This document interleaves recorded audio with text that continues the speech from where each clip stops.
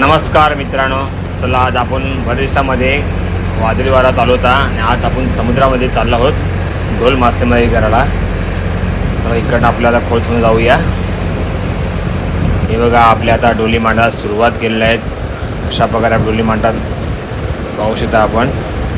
डोलीला 2 फुगे देखील बांधलेले आहेत आणि आपल्याला डोली लावून झाले आहेत. तर आता 1 ते 2 तासानंतर आपण डोली उचलला काम चालू करूया. थोडी विश्रांती करत आहेत आपली बाकी लोक. तर इकडनं आता आपल्या डोली खेचायला सुरुवात झालेली आहेत. हे बघा, वादळी वारा काय कमी झाला नाही अजून.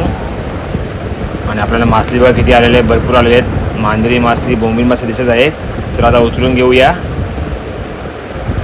बघा, आपल्या आता सर्व मासली उचलून घेतलेले आहेत.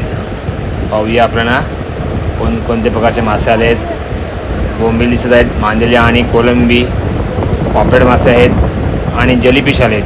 पाहूया, जेलीफिश टाकून घेणार नाही कारण की जेलीफिश खूप विषारी असतो आणि जेलीफिशची सुटका करूया समुद्रामध्ये.